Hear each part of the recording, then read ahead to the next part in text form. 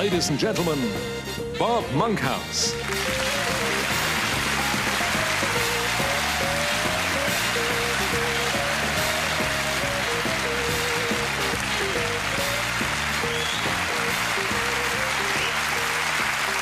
Thank you. Thank you very much. It's a thrill, you know, to look around and see so many faces familiar to me from the television screen. Some of you in the evenings.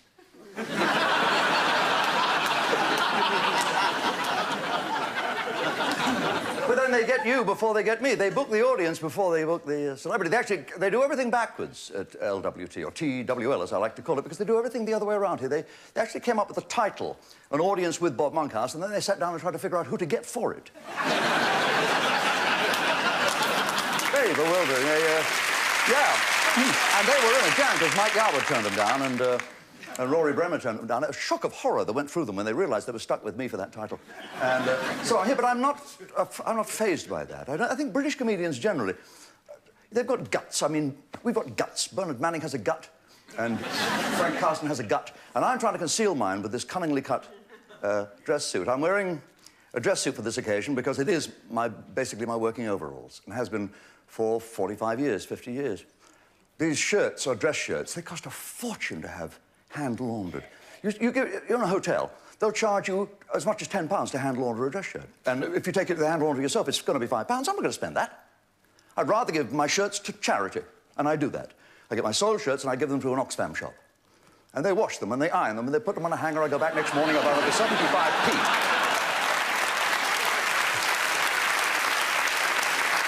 You've got to save money. Well, they let you do that because, I mean, I'm a comedian. I hate having to explain that, but I do sometimes. Often when I'm abroad, you know, and I meet people who've never been in Britain and never seen me, they say, what do you do for a living? I say, I'm a comedian. And, you know, if you say that, people always respond in the same way. You're a comedian? Tell me a joke. They don't do this to anybody else in any other walk of life. They don't say, you're a cartographer, draw me a map. They don't do that. They say, oh, you're a politician, tell me a lie. You're a gynecologist, take a look at the wife. They don't do that.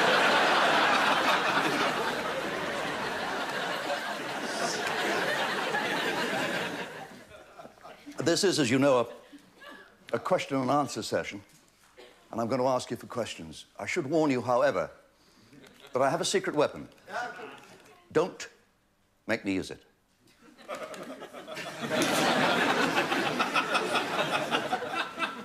Is there anyone who has a question for me that they would like me to answer? And I see immediately my old chum Jeremy Beadle is waving at me. You are the king of TV surprises. So, have you got a question?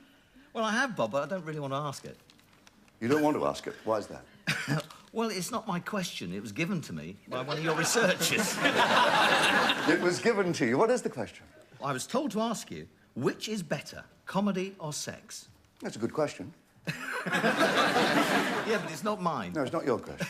Well, then don't you ask it if you don't want to, Jeremy. No one has...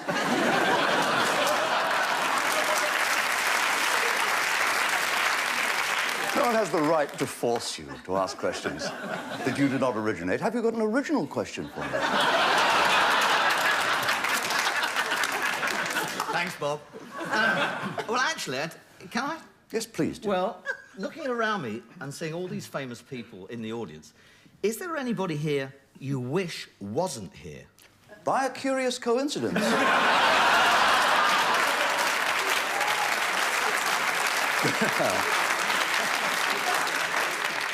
Jeremy, you know, I'm thrilled and delighted to see everybody. The one or two people who couldn't make it tonight, we had word from the BBC that Martin Lewis can't be with us tonight. Now, that's the kind of good news we need more of on TV. Dr. Hilary Jones, whom I much admire. I do. I went to him to seek his advice on how to rekindle my wife's enthusiasm in the bedroom, and he said, have you tried chewing on her left ear while tickling her stomach with a feather? I said, my wife would hate that. And he said, wrong.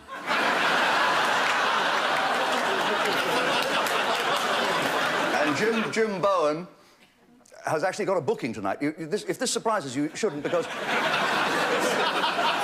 The success of Bullseye has meant his agent, Jim Bowen's agent, is now taking bookings for 1995, which, when you consider it's £2 more than he was getting last year, is bloody good, you know. So, nobody, I can see nobody that I wouldn't say I'm delighted to see them here. Is there anyone who has a question in this direction? I see Sid Little. Yeah. Sid? I'm glad you pointed him out. I didn't know you turned up, Sid. Well, we've got a... No, I don't ask that question. Why not? No, I want to ask, which is better, comedy or sex? Oh. That was a boring question. Don't you know? Hey, 30 years and he starts to ad-lib, huh? Working with you, what I know about comedy. Sorry. Well, working with you, him, what do you know about sex? Yes. I mean, in comedy, you're little and large, but otherwise, I've no idea.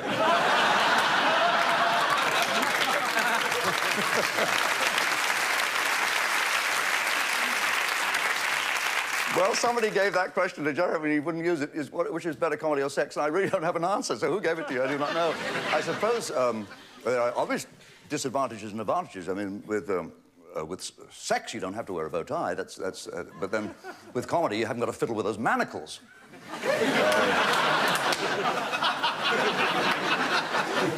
In neither sex nor comedy do you want to hear someone shout, "Get off!"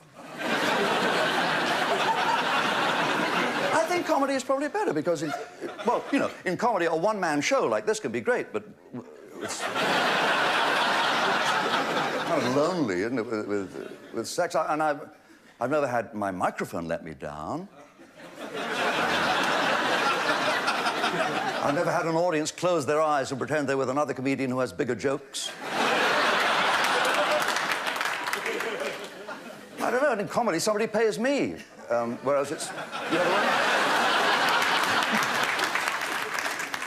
Do I have any takers down this end of the audience at all? Anybody?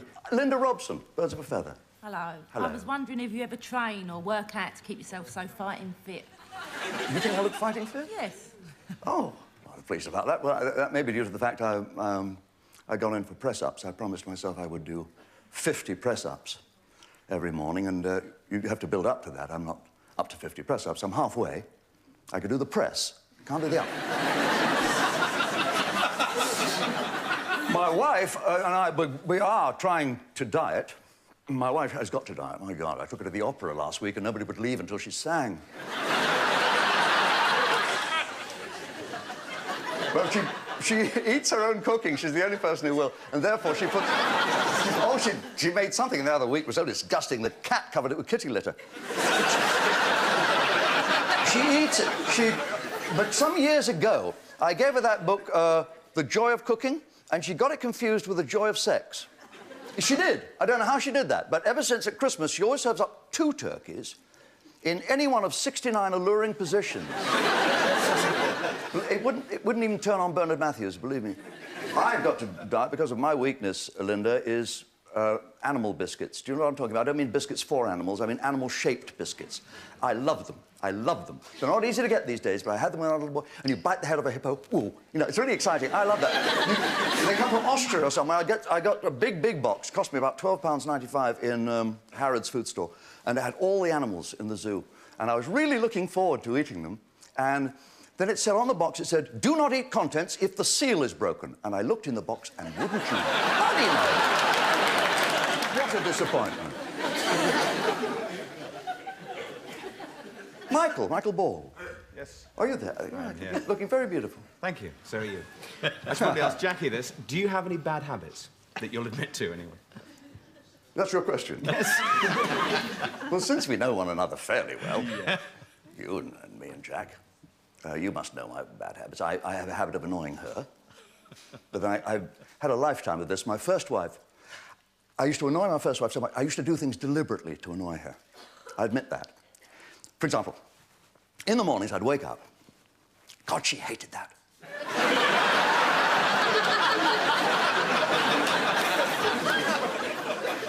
She hated me. She grew to absolutely detest me. Once I fell asleep with a cigarette in my hand, and she lit it. And the house caught fire, and she told her children, don't make a noise, you'll wake Daddy. I have my... You know, Jackie blames me for things happening in her sleep. Jackie wakes up and blames me for what's happened in her dreams. She does. She woke up furious the other morning. She said, in my dream, you were in bed with some slut. And I didn't say anything because in my dream, I was in bed with some slut.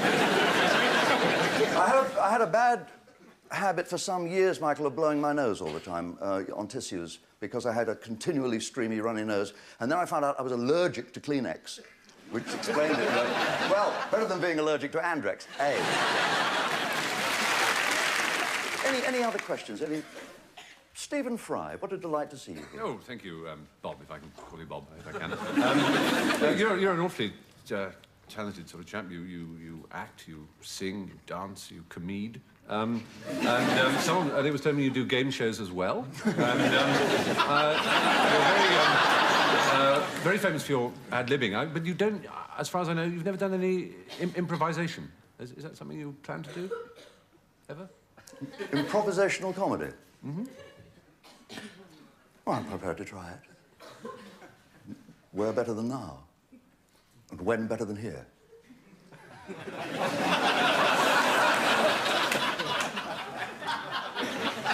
Stephen, give me a subject.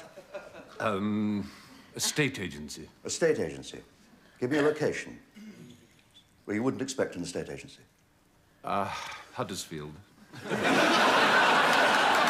An estate agency in Huddersfield. Now, give me a style, cinematic or theatrical. Science fiction. An estate agency in Huddersfield, science fiction. Now, give me something funny to do.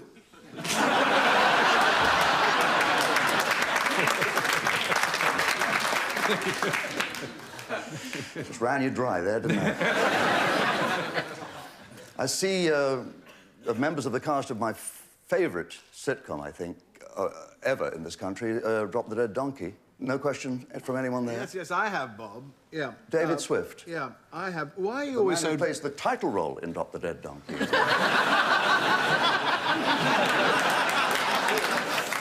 Bob, answer me this, please. Why are you always so damn nice? Why are you always bloody smiling?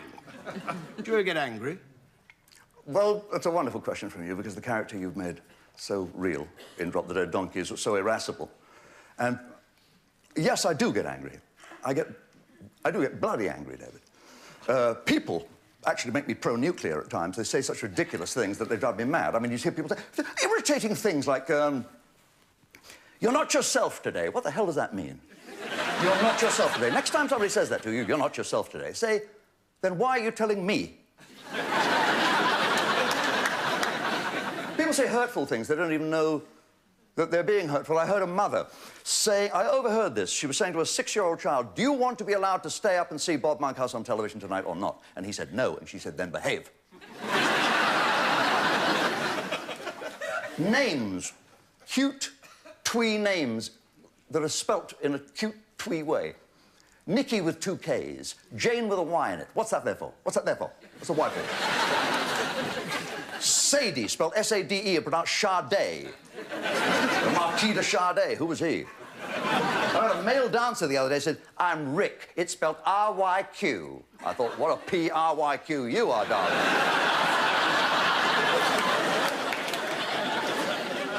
Something irritates me, the ladies love. Lavatory lid covers, woolly lavatory lid covers. Men hate these. Why do you need them? You've never been in a man's place and seen one of these, because a man doesn't want them. The reason... It's all right for you. The ladies are all right with you. You can have if you want a woolly little head, little cap, little candlewick condom on the lavatory lid, you can have it if you live alone. Because when you sit down, your back keeps that upright. But the equilibrium of that lid is affected by that woolly hat.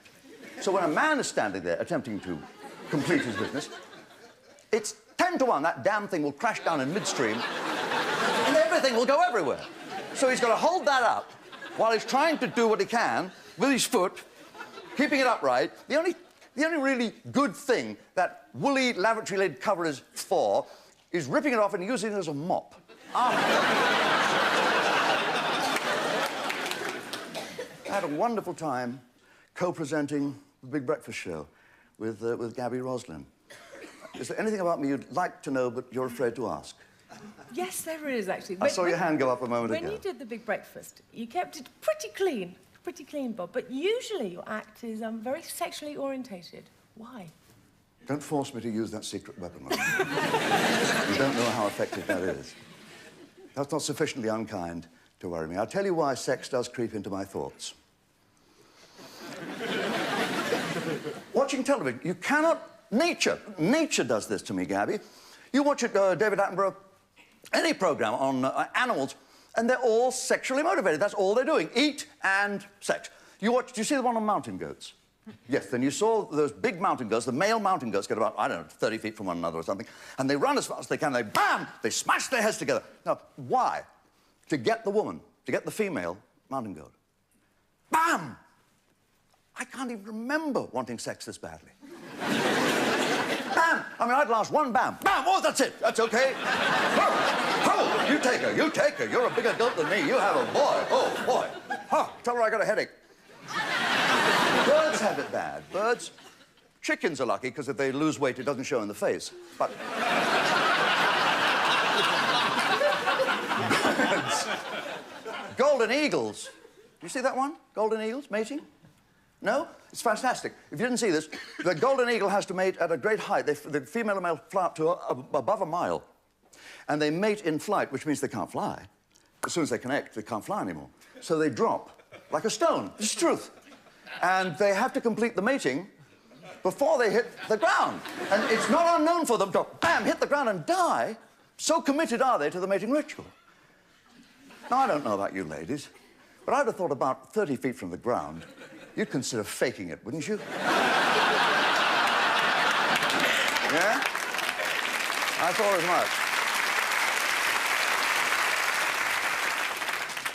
Oh, Michaela. Are you an animal lover? Because we're not sure by what you've just said. Well, yes, I am, Michaela, and of course you're very much associated with animals with your television show. I have a cat called Sydney. I haven't brought him with me. I don't bring him to London because there's animal rights activists about and he wears fur. They'll squirt him with paint.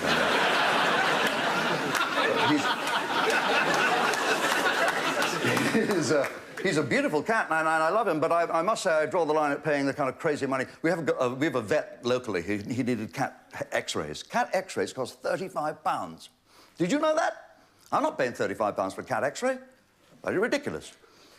Took him down to Heathrow and shoved him through security in a hole there. Took a little Polaroid, it was fine. No, I'm very fond of animals, Michaela. I get quite angry about the testing of perfumes on animals, even octopuses, because, you see, they've got more wrists. I do not believe, I'm totally opposed to the testing of cosmetics on animals, because you don't want to open a lipstick and find dog hairs on it, do you? But my daughter says that we ought to be vegetarians. I can't manage vegetarianism, I'm afraid, but she has persuaded me not to eat meat that died violently, which I think is... We now eat meat that died accidentally. We have a shop locally that specialises in meat that died accidentally. Last month, they had this cow that fell downstairs. And they were expecting some salmon in that got hit by a boat, apparently. Very good. There are hundreds of lemmings. I don't like them. They've got some chicken that crossed the road at Brands Hatch that... And they've got a pair of golden eagles in any one of 69 alluring positions.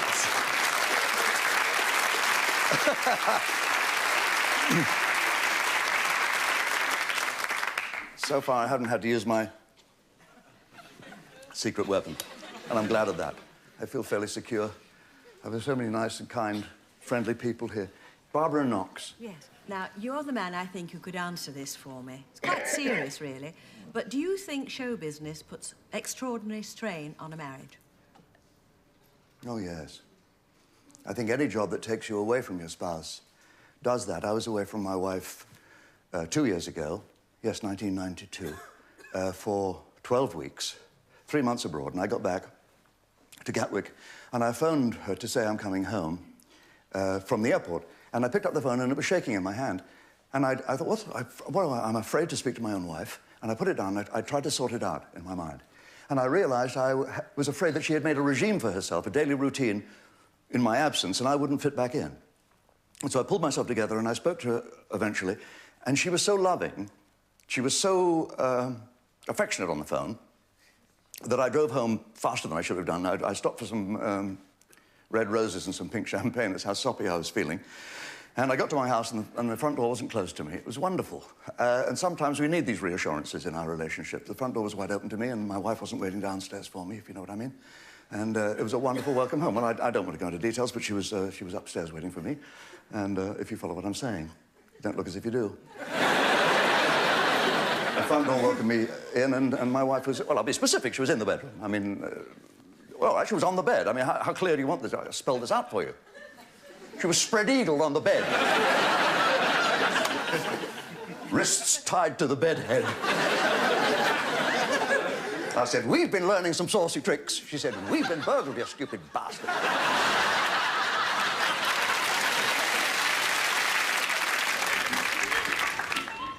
Candid Camera, secretly filming you in unexpected situations. Presented by television's comedy host, Bob Monkhouse.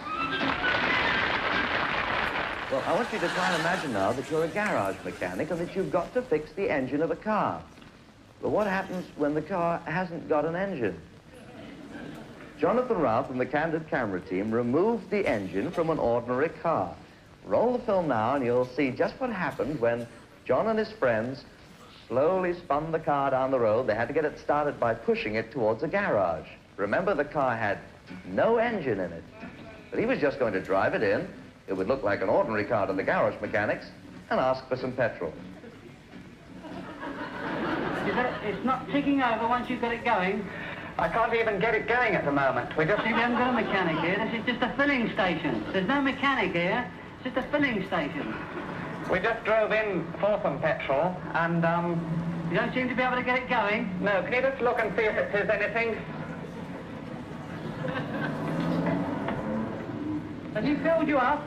Yes, he filled us up.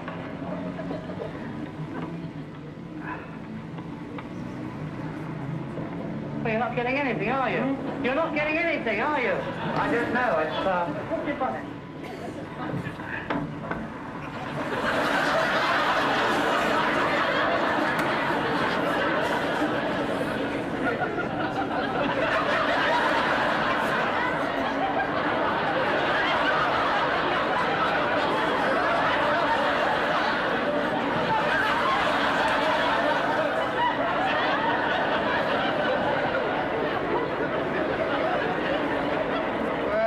It's too much for one man. He goes off. Now he's going to have a summit conference. All the boys in the garage get together, and they come over to the car. They have a long look in the bonnet. They have a long think about it, and then they come to an important decision. This is it. There's no engine in it.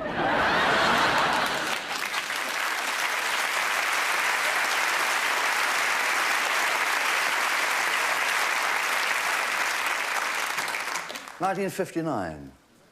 Amazing, isn't it? That long ago. What did you think, Jeremy? Because it's kind of close to your line of country. It is, in fact, if you talk about Candid Camera, that is certainly the clip that everybody remembers. But I wondered who the Liberace host was. Do we have any questioners? Eamon Holmes. Thank you, Bob. Serious question, Bob, about an increasingly used term, political correctness. Be careful, I have a secret weapon here. Sure, Bob, certainly. How aware of it are you, and have you or would you change your act to accommodate it? PC. Yeah. I think every comedian has had to absorb some of the very reasonable precepts of political correctness, and I understand it if I say something about two Pakistanis walked into a pub that someone will shout racist, and that's fair enough. And if I say my wife is only good for the washing up, they shout sexist. But now I think they're going, the lunatic fringe is kicking in. Now, you know, I say Nigel Kennedy came up to me this up, violinist! You know, I can't cope with that. Where does Tarbuck get his jokes? Archaeologist! But I imagine that you're asking me from an Irish point of view, because, I mean, you have suffered a great many jokes. How do you feel about Irish jokes? Do you object to them? No, I personally don't, Bob, no. See, well, now, 10 years ago, it was OK to say, did you hear about the Irish skydiver who died when his snorkel and flippers failed to open? Don't laugh at that. That's racist. Your laughter is racist. Gypsies. You can't make jokes about gypsies today. Ah, the life of a gypsy. Only a true Romany knows the joy and satisfaction you get from rinsing your berries in a cool, flowing stream. You can't say anything about any country. You're being xenophobic if you do, and being racist. You can't even criticize France. France!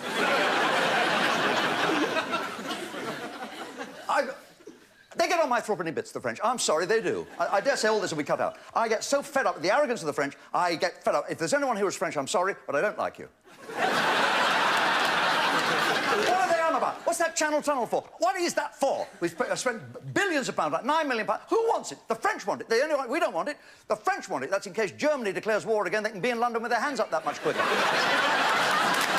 They're all angry. Why are they angry? Only French fishermen, French farmers, always angry. Why were they this angry in 1940 when it might have done a bit of good? I'm not being xenophobic. I'm not being racist. I used to go out with a French girl. She was half French. She was half French, half English. Weird girl, shaved under one arm. Le Pétomane. Did you ever hear Le Pétomane? Only the French would have this. This man used to come out on stage, and with the bodily gases, he would do sound effects and play tunes with the wrong end of himself. And they'd still have him doing it today. If he was alive today, they'd have him on television advertising bubblegum. Took my wife to a French cafe in Paris. What was it, 5 years ago? Snooty, arrogant, expensive, very, very exclusive, you know, restaurant. The lobsters picked out the people. I couldn't believe it. And this French waiter eventually deigns to saunter over with the menu. I said, merci. He said, it's merci. I looked at the menu. I said, I'd like the crab toasted. He raised a glass of wine to my wife and said, your health, madame.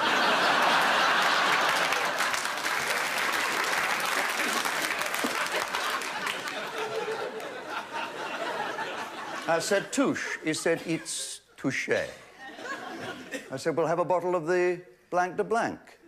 He said, it's blanc. It's blanc. Blanc de blanc. And he shrugged. In French. He brought me the credit card for the bill to pay. Signed the little slip. He said, how much shall I fill in for the tip? I said, leave it blanc. What's going to come through that Channel Tunnel? That's what I don't know. Drugs?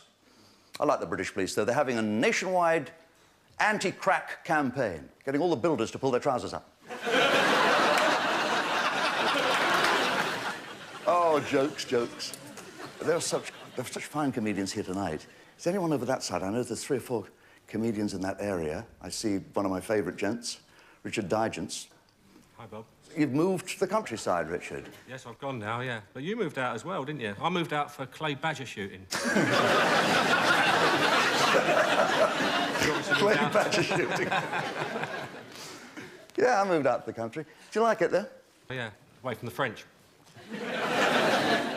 I love it. I have a small... It's very, very... We live in a very small village. The road map is actual size.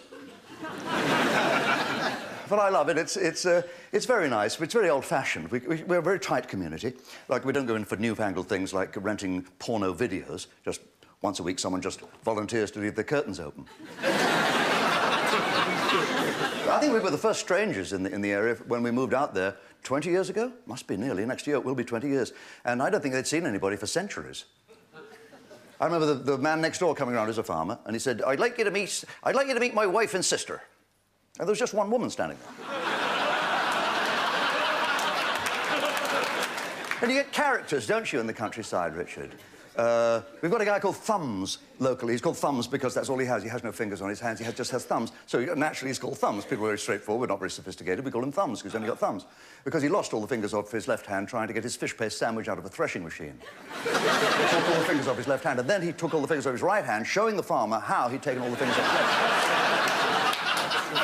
And he would have taken the fingers to hospital and have them sewn back on, but he couldn't pick them up. But now he only has thumbs. He hardly plays the piccolo at all now. Well, he does, but it's awful. And he's taken up hitchhiking as a hobby, which is... seems like a good idea, really. Except when the cars do pull over, he can't get the door open. Go on, go on, go on. These are not meaningful things. They're daft topics that we're on. Is there something deeper? Claire Rayner will take me deeper. Oh, I don't know. I agree with my friend Stephen over here. He said you're a man of many talents, and so you are. Well, there are quite a lot of people who are doing what you do, what a lot of us do, because they had, shall we say, deprived childhoods, and they want the attention they never had when they were younger. Now, could that be you? Yes. When I was a little baby, my mother tried to kill me. I'm sorry if that shocks you, but she did. She didn't admit it. She told the police she thought the plastic bag would keep me fresh.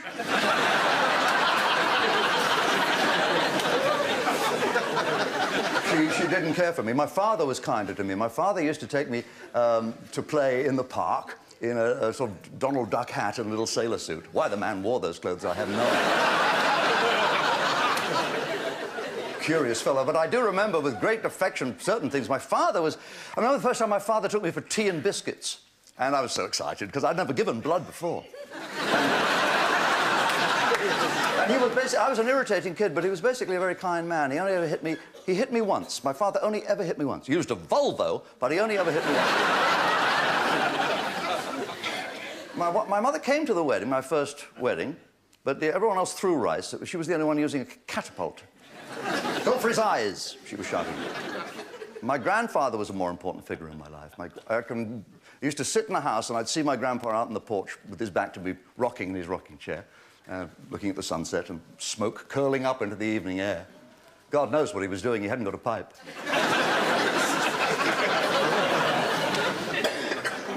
The answer is, I suppose, that I try to exorcise those devils with jokes like I just did. And a lot of comedians hide behind their jokes. What do actors hide behind? Do we have any questions from any actors here? Kevin Lloyd. Kevin Lloyd from The Bill. Hi. Yeah, I've got to go on. Can you tell me, I'm very interested to know, what makes you laugh? Not who makes me laugh, what makes me laugh. What makes you laugh, yes. Certain jokes do. If I write a joke that has... If a joke is sharp and neat, it makes me laugh once, only once, the first time I think of it or write it. Then I laugh very much, and then I never laugh at it again. Example. Two men are drowning in a lake, and you can only save one of them. And one is a lawyer, and the other is a politician. What are you going to do? Have a doze or go to the pictures? Some people don't even laugh once at that. Then there are jokes that actually nobody laughs at except me. They're like the runts of the litter. When you write jokes that are meant to make people laugh, and you do that, and every now and then you hit one that just is privately funny to you. Like the other day, it still makes me laugh. I imagined our local vet going into business with our local taxidermist under the slogan, either way, you get your dog back. But... oh, that went better than I thought it would. What actually makes you laugh? Yeah. I think women make me laugh out of sheer joy. I love just being with and in the company of women. They just make me laugh out of the pleasure. I think I must be a lesbian trapped in a man's body. I turn to my left. Is there any questions coming in from Pauline? Hello, Bob. Hello, I didn't see you there by Linda before. How are you? I'm very well. I don't mean to be rude, but you are getting on a little bit, aren't you? I have a secret weapon. I just wanted to know, at your age, do you still go in for sex? I go out for it. No, I don't do that either. No, yes. The answer to that is thank you very much for asking, Pauline. I'm very happy to tell everybody that I'm still sexually active. Last year, my wife gave up sex for Lent, and I didn't find out till last Christmas. Bobby Davro. Hello, yes. Hello, Bob. You're knocking on a little bit with the greatest respect, and you're now a pensioner. How does that feel? To be old. Well, Bobby... And old. And grey. No, you know I'm a fan of yours. You'll be remembered after Robin Williams has been forgotten. But not until then, Bobby.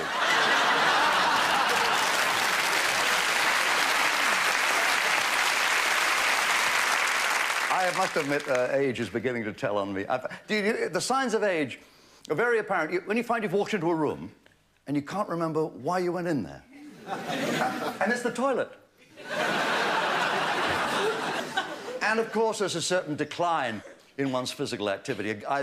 A dancing girl said to me the other day after a show, she said, "Oh, you," she said, you only think of one thing." And then she had to tell me what it was. Men of my age, Bobby, when you get to 65, you begin to fantasize. I think a lot of men of my age fantasize about making love to 2 women at once. I fantasize about making love to 1 woman twice.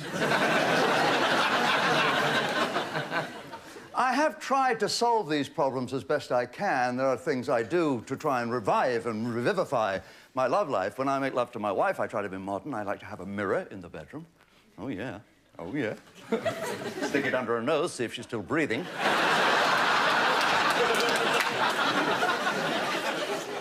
I really think it is a wife's duty, to a certain extent, to help sustain her husband's ego in these... I mean, to answer the phone, when the man is making love to you and the phone rings and she answers it, that's annoying enough. But when she says, "Oh, Tom, I was just thinking about you,"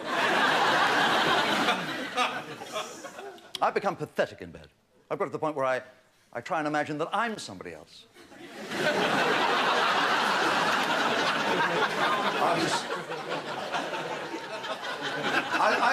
But it is a significant question, and I do take it seriously. And if I want to say something on behalf of all men who have reached their pension book age, it is this: that you don't have to give it up. You can still be active, and sex is not a spectator sport. It is a contact sport, and if you don't use it, you lose it. That's an old saying, and it's the truth. And I am very proud to say to you that I made love to my wife on a Saturday night. It's in the diary. I can't remember. Last year's diary. I could look it up. Last year. Well, it was last year because it was significant. It was on a Saturday night in March last year, and it meant something to me because my 65th birthday was just coming up. And that night, I made love to my wife for 1 hour and 3 minutes, continuous. I'm not talking about wimpy, cuddling, kissing. I'm talking about ardent, passionate lovemaking for 63 minutes, which I think, for a man of my age, is remarkable. And it's not a joke. I just had to tell somebody about it. And it's the first chance I've had to tell anybody. But even as I tell you, I'm amazed myself at it. I mean, it's stunning. 63 minutes, my God. Well done, Bob. Good. God love us. God. I'm amazed you didn't applaud that. I really am surprised. Well, thank you. Well, thank you. Thank you. Thank you very much. Some of you didn't applaud. All right, it was the night we put the clocks forward. But it still counts. It still counts. Ruth Maddock, you didn't put your hand up, except right at the beginning. Were you going to ask me something at the start? Oh, there's a question I've been dying to ask you, Bob. A couple of weeks ago, I read that you'd like to walk around naked. Now, could you tell us why? And when? We'll make an appointment. I do it all the time. It's perfectly true. I've always had a tendency to take my clothes off every chance I get. I do it in hotel rooms. So I was in a hotel room last week, and I took all my clothes off and lay naked on the bed, and the chambermaid walked in. Finally.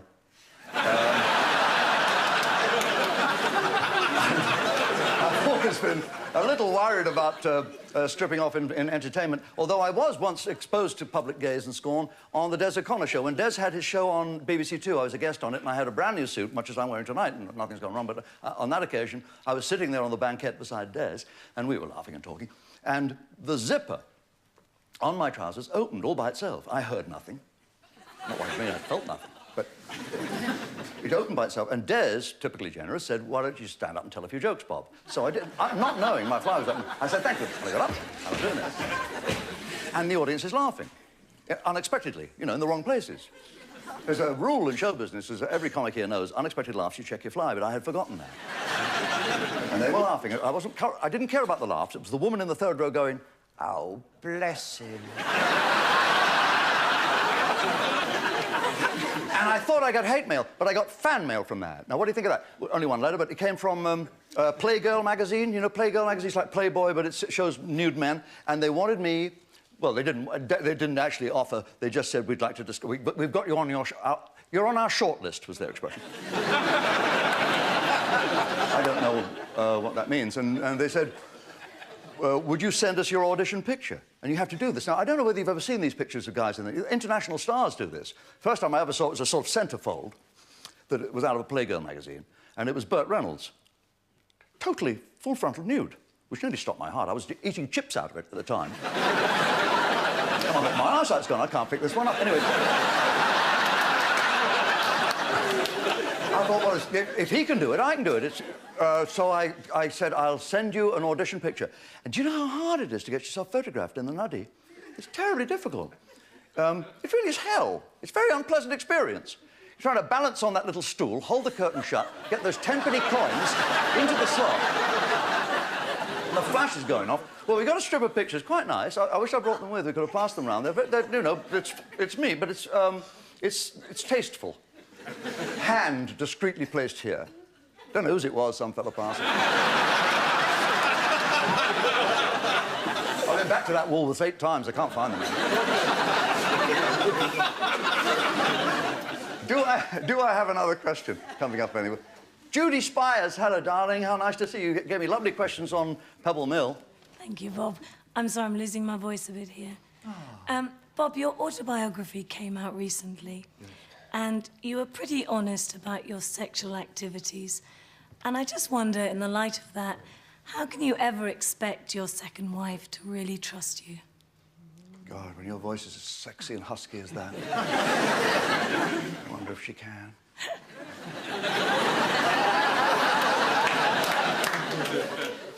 My wife is Poirot. She is... She is a forensic expert. I would never get away with any kind of adventure.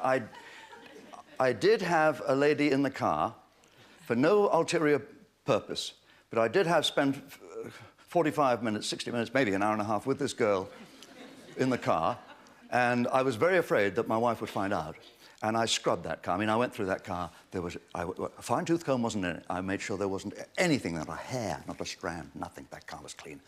And my luck, I'm out driving 3 days later with my wife in the same car, and there's a heavy downpour of cold rain, and the windows mist up, and there they slowly appear, a footprint here.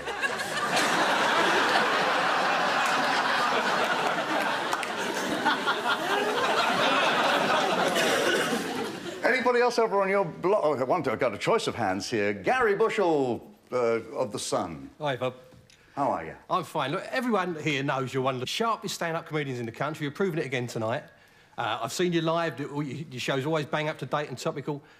Why have you spent the last 20 years doing game shows? I mean, why aren't your TV shows funnier, your normal TV shows?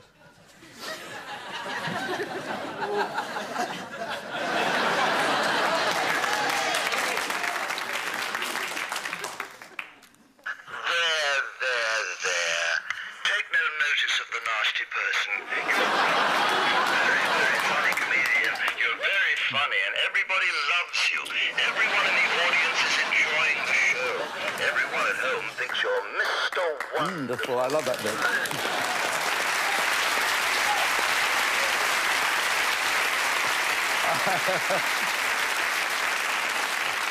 Well, I suppose I do quiz shows because it's easier to ask questions than to answer them, Gary, as you've just proved. But I have had so much fun on quiz shows. I really love them. I think one of my favourite shows of all time was Family Fortunes, which I presented for 4 seasons, because we got such marvellous... because people didn't understand what the game was about, the first series we did.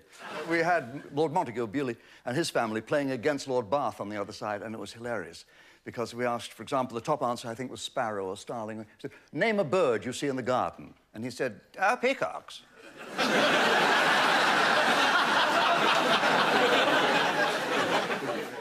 I asked the Marchioness of Bath, I said, we asked 100 people, name a food you have to peel.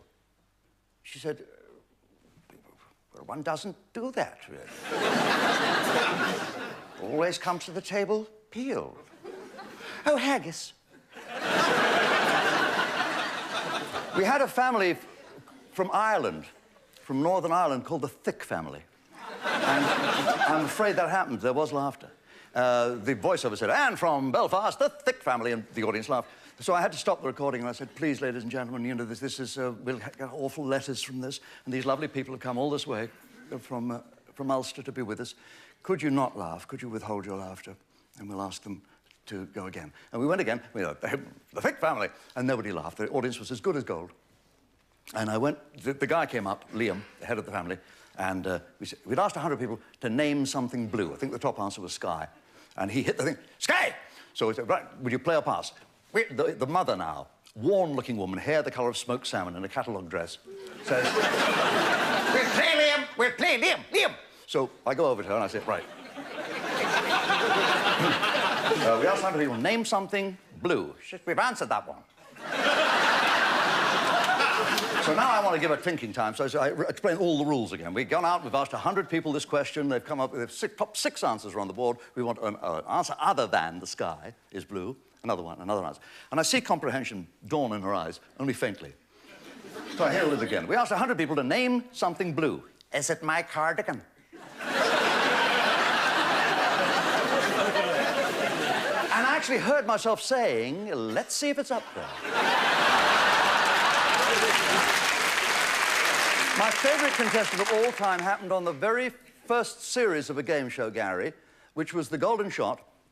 For those of you who have no recollection of The Golden Shot, it was a live show on Sunday afternoons about tea time, and it allowed people at home to affect events in the studio by shooting at a target.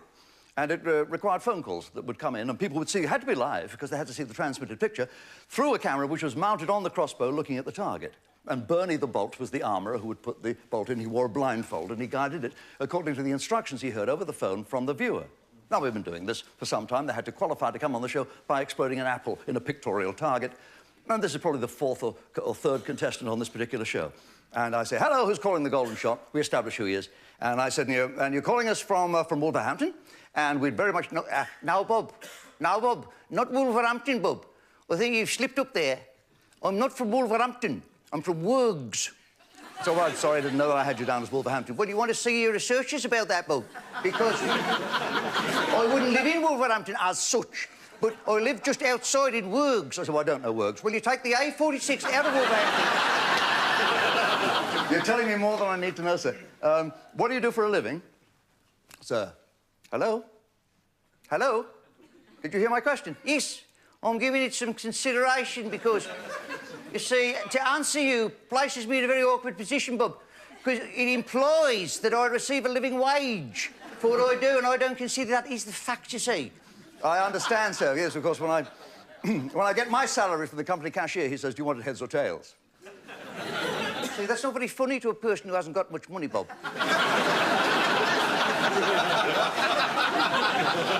I think it's a very flippant remark, if I may say so. I think you lost a few funds with that joke, Bob. Well, so let's cut straight to the target, shall we? Your apple is on Isaac Newton's head, and you have 30 seconds in which to... Bernie the Bolt, 30 seconds in which to hit it, starting now. Right to beat, right to beat, right to beat. Right to beat, right to beat. Stop the clock. Sir, you've gone way over to the right of the target. Oh, sorry, Bob. Start the clock. Lift a beat, lift a beat, lift a beat.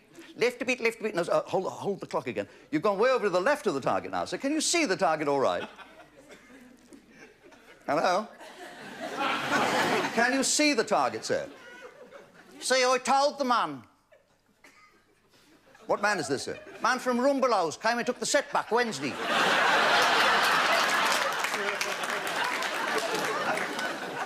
A man from the shop came and took your set away. Yes, yeah, we got it in one, Bob. You mean you're sitting at home? A note of asperity entered my voice. 12 million people watching this. You're sitting at home trying to play this game without a television set. Don't get sarky, Bob. I notice you say sitting at home trying to play this game without a television set. I'm sorry. I'm in a phone box. Then you can't see a television set. No need to lose your rag, Bob.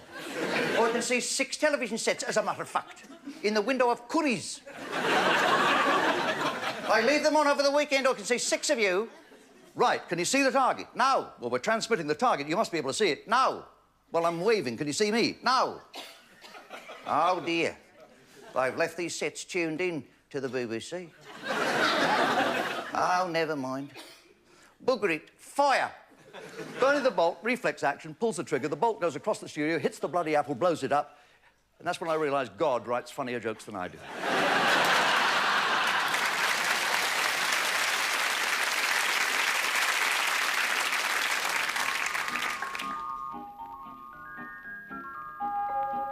Mars are marvelous and loved by all the stars. Life is really marvelous with marvelous Mars.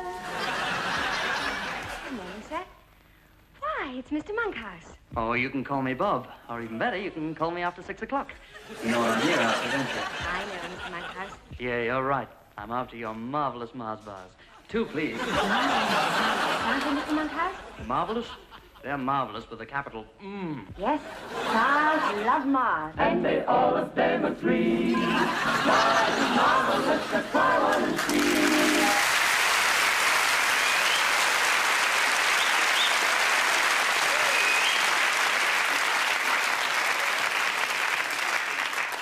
Mars is where I want to be at the moment.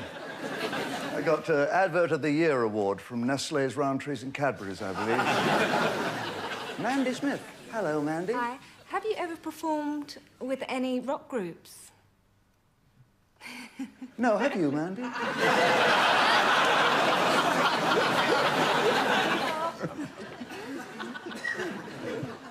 Mandy, I have never performed because you just don't book a comedian on the same bill. I did. I was with a rock group, years ago, with Comic Relief in America. Before Comic Relief came here, it was quite big in the States, only in California. It started there. And I was raked in to do part of the British contingent for it, along with Anthony Newley, and Joan Rivers got us involved.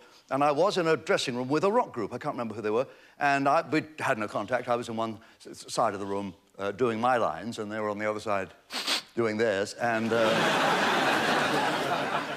And they took their clothes off and they walked around and they were naked. And I was puzzled because, I don't know who they were, Bon Jovi or something. They weren't Bon Jovi because none of them had a Jovi. There was that Bon. And that's what puzzled me. I was meditating on the paradox that these guys go out in very tight jeans. This group wore very tight jeans. I mean, you could tell their religion. And, and women were whooping at their profiles, which were extremely dramatic. And here they're just ordinarily built young men. And then I saw them with a big roll of cotton wool, passing it round, Mandy, and they were pulling off, each of them took a big piece of cotton wool and they were rolling it into like a cylinder, like a tube. And I thought, they're not going to smoke that, surely. And they put it down their jeans, and they went out with these artificial, they were wearing falses, and the girls were screaming at cotton wool, and they didn't know it. And I thought, they can do it, I can do it. So I got the biggest piece of cotton wool you ever saw in your life. And I shoved it down my trousers, and I walked out, and I walked around, you know, and I got screams because nobody had told me you have to use a piece of sellotape to keep it in one place. The guy in the front row going, "Don't look, Myrtle, he's got a roving hernia." So I became aware at that stage, which was about 10 years ago, Mandy, I had the feeling that old age was creeping up on me, but you know what that's like.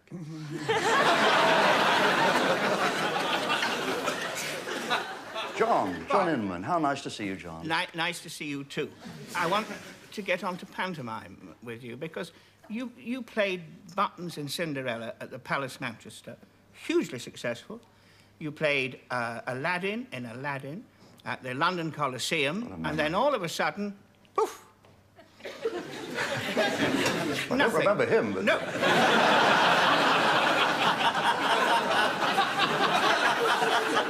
Nothing happened after that. Why? Why haven't you... Well, John, you're also sitting in front of one of the great pantomime stars, Ted Rogers, and I can't compete with people like you and him, not in pantomime.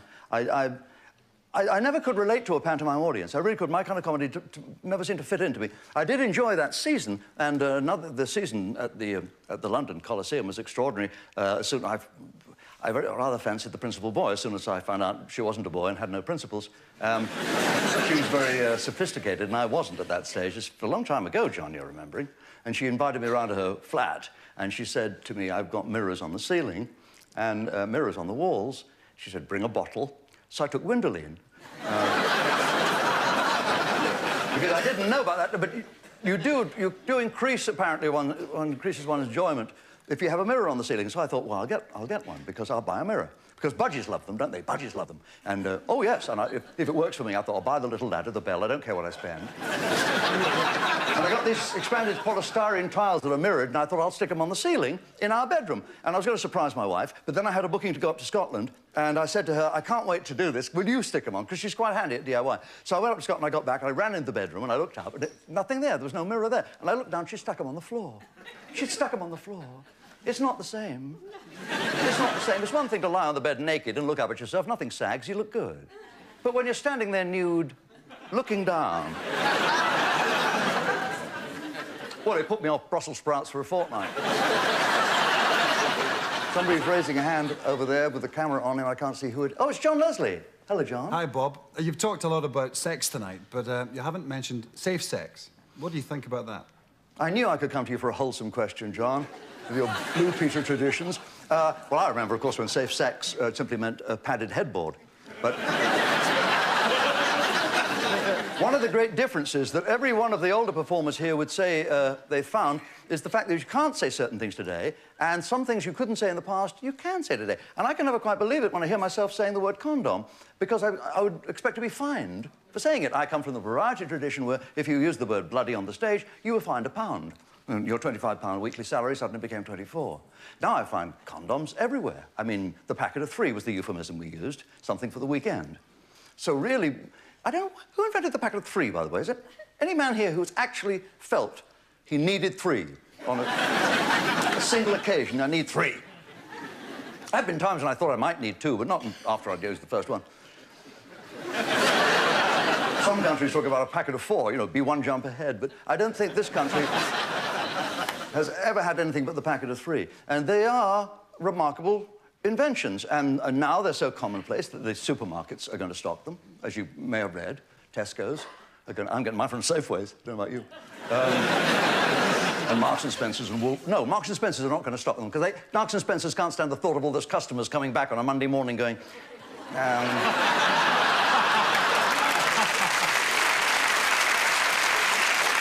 Do you remember being a little boy and becoming a man? I'm talking mainly to the men. Do you remember being a little boy, and you went upstairs, a little boy. You were a little boy when you went upstairs, and you came downstairs the next day a man. You'd become a man in the night, as you lay sleeping in your little bed. The hairy fairy came. Woke up in the morning, the equipment had arrived. How am I going to smuggle this past Mummy? I remember the very first time I went to the chemist to buy myself a packet of 3 and protect the lady of my choice should she appear. I had 9D, old money, 9pence. And I'm a young man, I'm 13.5 years of age. I'm going to buy what is required for the woman of my choice. There was a woman serving, I bought a wisdom toothbrush, I left. Every time I went back to that chemist, I swear to God, throughout my adolescence, that bitch never had a day off. I was 17, I had 58 toothbrushes. I used to take girls behind the bushes and clean their teeth. You never let a girl see that you had a condom in those days. These days, they want to see it right away. You sure you got one? I've got one. No, you hid it, that little drawer in the bedside cabinet. And if you could get the lady upstairs into your bedroom, if you could get her into the bed, if you got that far, and you got her interested, you had to attend to this by yourself. You got to that point, and then you turned away. And very discreetly and carefully, you opened that little drawer. In the darkness, you did the best you could. Kept it going with this hand.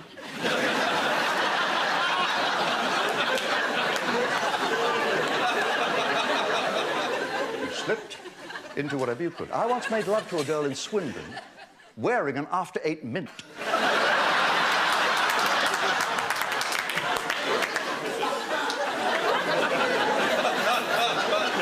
She still writes.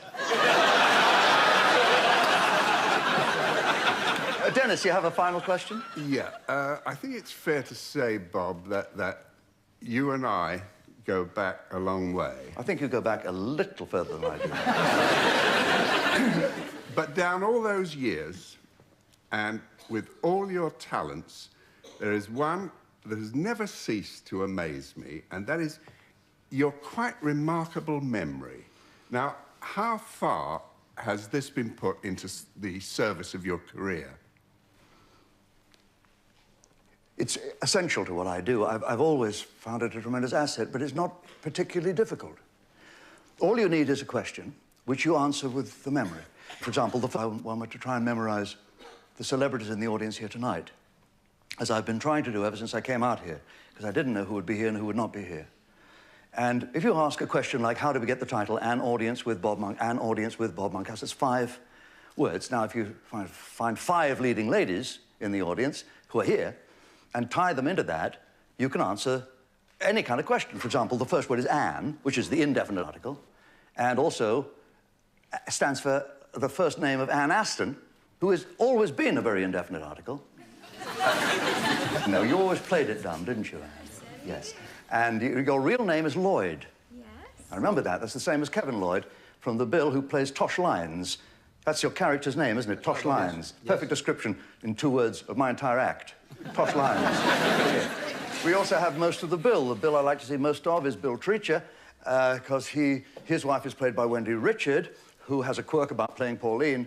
And Richard goes with Digence, and Richard Digence has just changed his homes, amen to that, which suggests Amen Homes, and the stars of GMTV, which stands for Give Me the Valium. And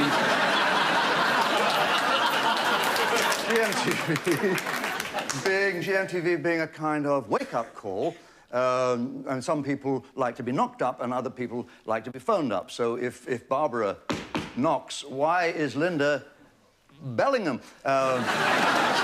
But Linda spelled backwards is Adnil, and if you've Adnil, then you've gotten out, and quickly doth the glory of the world pass away, or sic Gloria transit mundi, which is on Monday. It's Latin for the phrase, on Monday, Gloria was sick in the van. From eating too much honey in the Ford. And a vintage Ford is a Zephyr, which rhymes with heifer, and a heifer is an unmarried cow. Let's see now.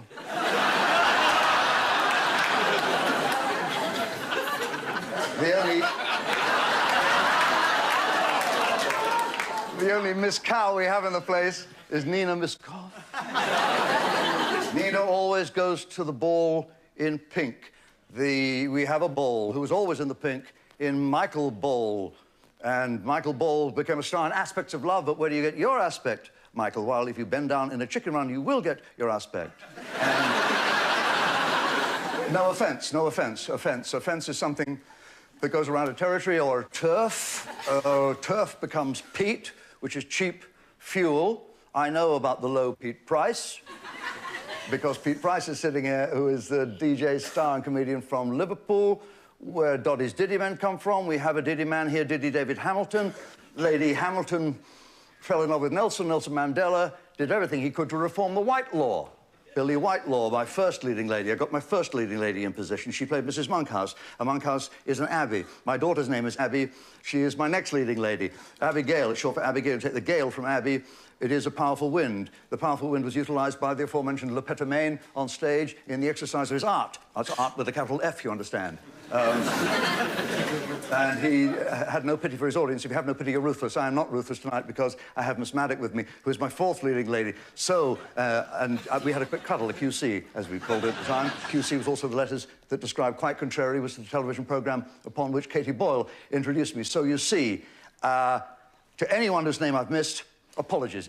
It's quite a list, but as I said, 5 names are vital to help me explain this title. First, Abigail gives me an A, then Anne or Aston comes in play, a Whitelaw W comes third, a B for Boyle, and then my word, 5 letters from my happy past, the M for Maddock, coming last, for their initials, thanking them. That's AAWBM,